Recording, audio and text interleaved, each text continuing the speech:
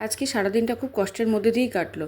সকাল থেকে বেশ ভালোই ছিলাম, ফ্রেশ ছিলাম, অনেক কিছু করবো বলে ঠিকও করেছিলাম, কিন্তু হঠাৎ করেই না শরীরটা খুব খারাপ হয়ে গেল। আর গরমে সবারই খুব শরীর খারাপ হচ্ছে, আর যতক্ষণ রান্নাঘরে থাকবো ততক্ষণ শরীর খারাপই থাকবে। যা গরম রান্নাঘরে, বাপরে বাপ! এরপর সকালবেলা আজকে ব্রেকফাস্টে রুটি আর আলু কুমড়োর তরকারি করেছিলাম।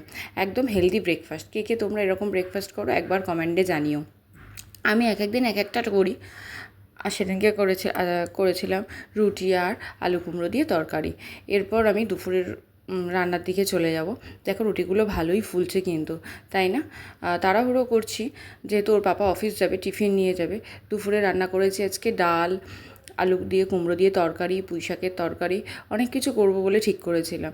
যাই হোক, তারপর রুটিগুলো হয়ে যাওয়ার পরে আমি ডালটা সিদ্ধ বসিয়ে দিলাম। আমি সবসময় প্রেশার কুকারেই ডালটা সিদ্ধ করি, তাড়াতাড়ি হয়ে যায় বলে, কারণ সকালবেলার দিকে না একদম টাইম থাকে না। তোমরা কে কোথায় করো আমাকে একটু জানিও। এরপর পটলের তরকারি করবো বলে পটলটা কেটে নিচ্ছি। আর তখন থেকেই না হঠাৎ করে শরীরটা খারাপ হওয়া শুরু হয়। হ্যাঁ, যাই হোক, তার মধ্যেও তো রান্না করতে হবে, কিছু করার নেই, খেতে তো হবে, টিফিন তো ওর পাপাকে দিতে হবে, তাই না? আমাদের মেয়েদের যতই শরীর খারাপ হোক না কেন, যেটা একদম না করলেই নয়, সেই কাজগুলো করে তবেই তো আমরা রেস্ট করতে পারি, তাই না? এই যে পটলটা কেটে নিচ্ছি, এরপর তরকারিটা বসিয়ে দেবো। এই যে পটলগুলো কাটা হয়ে গেছে, আর ডুমো ডুমো করে তরকারিতে আলু দেবো বলে আলুটাও কেটে নিয়েছি। এরপর কড়াইয়ের মধ্যে পরিমাণ মতো সর্ষের তেল দিয়ে পটলগুলো লাল লাল করে ভেজে নেব।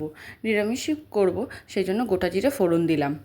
এরপর পটলগুলো লাল লাল করে ভাজা হয়ে গেলে আলুগুলো লাল লাল করে ভেজে নেব। আর যা গরম পড়েছে, সবাই খুব সাবধানে থাকবে, বেশি করে জল খাবে, প্রোটেকশান নিয়ে বেরোবে। হ্যাঁ, রোদ উঠছে না, কিন্তু গরমটা কিন্তু রয়েই আছে।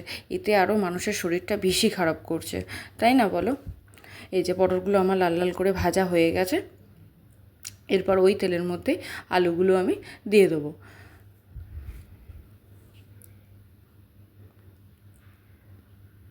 এই যে আলুগুলো প্রায় লাল লাল করে আমার ভাজা হয়ে এসেছে। এরপরে মশলাটা কষিয়ে নেব, কারণ ওই তাড়াতাড়ি করে রান্না করে নিয়ে আবার কিছু কাজ আছে, সেগুলোও করে নিয়ে মামামকে আবার স্কুল থেকে আনতেও যেতে হবে।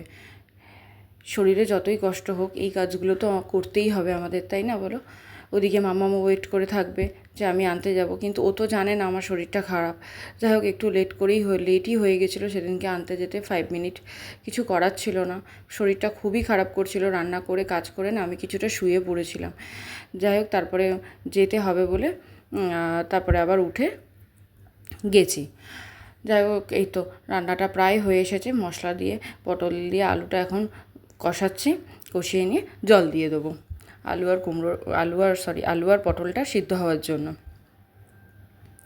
এরপরে ওই কড়ার মধ্যেই আবার ডালটা ফোড়ন দিয়ে নেবো। ডালটা তো সিদ্ধ করাই আছে, ডালটা ফোড়ন দিয়ে নেবো। আর আমি না সবসময় ডালে এই গোটা জিরে ফোড়নটাই ভালোবাসি। আমি 5 ফোড়নটা খুব একটা পছন্দ করি না ডালে। আমি সবসময় বেশিরভাগ ডাল করি আমি এই গোটা জিরে ফোড়ন দিই। এই যে ডালটাও হয়ে এসেছে। এরপরে পুঁই শাকের চচ্চড়ি করবো বলে কাটতে যাব, তখনই শরীরটা একদম খারাপ হয়ে যায়, তখন আর করতে যাইনি। এই যে 2:20 বেজে গেছে, এই যে রেডি হয়ে গেছি মামামকে স্কুলে আনতে যাব বলে। তোমাদের ভিডিওটা কেমন লাগলো কমেন্টের মাধ্যমে জানিও। এই যে বেরিয়ে পড়েছি, নিয়ে চলে এলাম মামামকে। দেখা হবে নেক্সট কোনো ভিডিওতে।